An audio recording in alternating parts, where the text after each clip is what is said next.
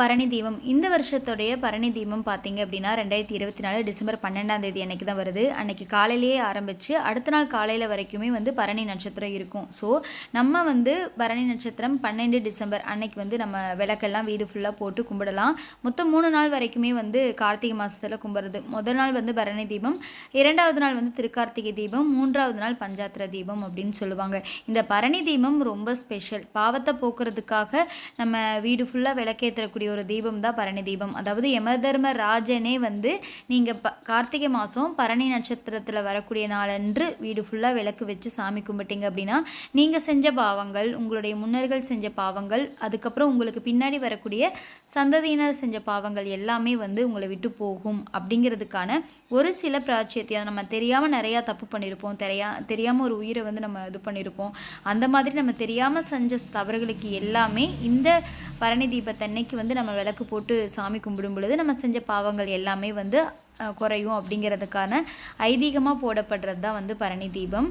இந்த தீபம் பார்த்திங்க அப்படின்னா பூஜை அறையில் 5 தீபம் வச்சு போடலாம். அந்த 5 தீபம் எல்லா திசையிலையும் பார்த்துருக்கிற மாதிரி வச்சுட்டு நம்ம எப்பவும் போல் 2 திரி வச்சு நெய் ஊற்றி வந்து செய்யலாம். இதுக்கு முன்னாடி நம்ம வீட்டில் விளக்கு வச்சுருப்போம், இல்லை ஒரு விளக்கு 2 விளக்கு அந்த மாதிரி. அதை வந்து இதில் கணக்கு சேர்த்தணும் அப்படிங்கிறது கிடையாது.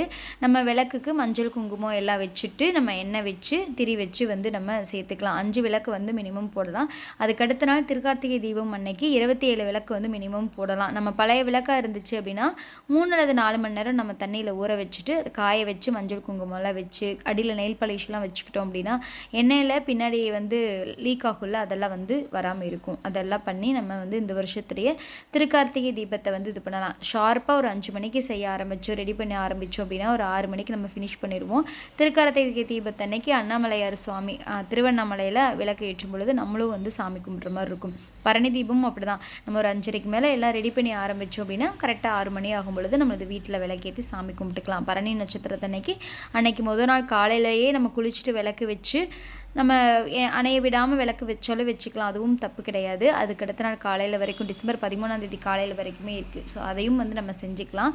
உங்களுக்கு முடிகிறவங்க அப்படி பண்ணிக்கலாம். விரதம் இருக்கிறது ரொம்ப நல்லது தான். எப்பவும் போல் நம்ம 12ஆம் தேதி கார்த்திகை தீபத்துக்கு விரதம் இருக்கிறவங்க 12ஆம் தேதி மதியானத்துக்கு மேலே நைட் லைட் ஃபுட் எடுத்துகிட்டு அதுக்கடுத்த நாள் காலையிலேருந்து விரதம் இருந்துட்டு நைட்டுக்கு வந்து சாப்பிட்டுக்கலாம். லைட் ஃபுட் அப்படிங்கிறது ரொம்ப லைட்டானது, பழம் பால் அந்த மாதிரி மட்டும் 12ஆம் தேதி நைட்டு சாப்பிட்டு அதுக்கடுத்த நாள் காலையில் வந்து காலையிலேருந்து விரதம் இருந்துட்டு சாயந்தரம் எப்பவும் போல் கார்த்திகை தீப ஸ்பெஷல் அப்பம் பொரி உருண்டை இந்த மாதிரிலாம் செஞ்சு வச்சு சாமி கும்பிட்டுக்கலாம். இது எப்பவும் போல் நம்ம நார்மலாக விரதம் இருப்பல அதே மாதிரி இருந்தோம் அப்படின்னாவே போதும்.